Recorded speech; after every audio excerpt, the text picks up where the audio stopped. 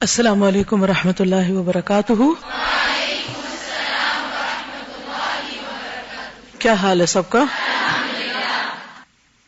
نحمده ونصلی علی رسولہ الکریم، اما بعد فاعوذ باللہ من الشیطان الرجیم، بسم اللہ الرحمن الرحیم، رب اشرح لی صدری ویسر لی امری واحلل عقدۃ من لسانی یفقہوا قولی۔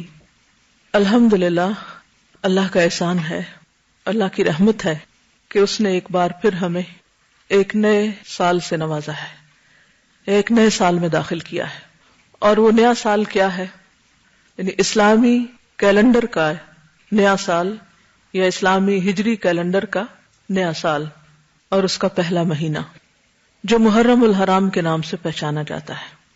نبی صلی اللہ علیہ وسلم کا طریقہ یہ تھا کہ جب بھی نیا چاند طلوع ہوتا، نیا مہینہ شروع ہوتا، تو آپ دعا کیا کرتے تھے۔ کس کس کو دعا آتی ہے؟ الحمدللہ۔ جس کو نہیں آتی وہ بھی سیکھ لے، کیونکہ دعا ہر حال میں فائدہ دیتی ہے۔ اللہم اہلہ علینا بالامن والایمان والسلامت والاسلام ربی وربک اللہ۔ اے اللہ، تو اس چاند کو ہم پر امن، ایمان، سلامتی اور اسلام والا بنا دے۔ یعنی اس مہینے میں جو ہم داخل ہو رہے ہیں، تو اس نئے چاند کے طلوع کے ساتھ، یا نئے مہینے کے آغاز پر، یا نئے سال کے آغاز پر ہمیں کیا کچھ نصیب ہو؟ امن، پیس، ایمان، سلامتی، اسلام۔ اور پھر ساتھ ہی فرمایا کہ ربی و ربک اللہ، اے چاند میرا اور تیرا رب اللہ ہے۔ کیونکہ بہت سے لوگ چاند کو بھی خدا مانتے ہیں، لیکن اسلام نے کیا بتایا کہ خدا ایک ہے، رب ایک ہے، اللہ ایک ہے، معبود ایک ہے، اور باقی سارے اس کے عابد۔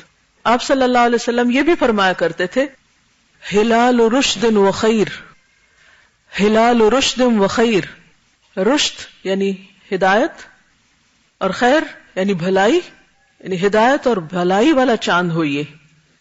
تو ہم بھی اس مہینے کے آغاز پر اپنے لیے یہی دعا مانگتے ہیں، اور نئے سال کے آغاز پر بھی یہی دعا مانگتے ہیں کہ یا رب، تو ہمیں اس سال میں امن، ایمان، سلامتی، اسلام، رشد، خیر نصیب فرما۔ ہم اپنے لیے بھی یہی مانگتے ہیں اور باقی سب کے لیے بھی۔ لہٰذا اس موقع پر اگر ہم اس مسنون دعا کے ساتھ اپنی بات کا آغاز کریں، یا جب بھی کوئی نیا مہینہ شروع ہو یا نیا سال شروع ہو، تو اس میں دوسروں کو بھی اس دعا کی یاد دہانی کرا دیں، تو نہ یہ بدعت ہے اور نہ ہی یہ غیر مسنون عمل، بلکہ سراسر مسنون عمل ہے کہ ہم اپنے کاموں کا آغاز اللہ کے نام اور دعا مانگتے ہوئے کریں۔ نبی صلی اللہ علیہ وسلم ہر موقع پر اللہ کو یاد کیا کرتے تھے، ہر موقع پر دعا مانگا کرتے تھے۔ کان یذکر اللہ فی کل احیانہ۔ اور یہ بھی ہم پر اللہ کا احسان ہے کہ وہ دنوں اور مہینوں کو پھیر پھیر کر لاتا رہتا ہے۔ سال کا آغاز ہوتا ہے، پھر آہستہ آہستہ 12 مہینے ختم ہوتے ہیں، اختتام ہوتا ہے، پھر نیا سال آ جاتا ہے۔ اور کسی بھی نئی چیز کی آمد پر انسان کے اندر ایک نیا جذبہ، ولولہ، تازگی اور اچھے کاموں کی طرف رجحان کا ایک موقع ہوتا ہے، یا اس کے اندر اچھا کام کرنے کے لیے ایک جذبہ ابھرتا ہے۔ یہ بالکل ایک نیچرل، قدرتی سی فیلنگ ہوتی ہے جو انسان کے اندر پیدا ہوتی ہے۔ اور الحمدللہ، اللہ سبحانہ وتعالی نے تو مختلف مہینوں میں ہمارے لیے نیکی کے مختلف مواقع مہیا کیے۔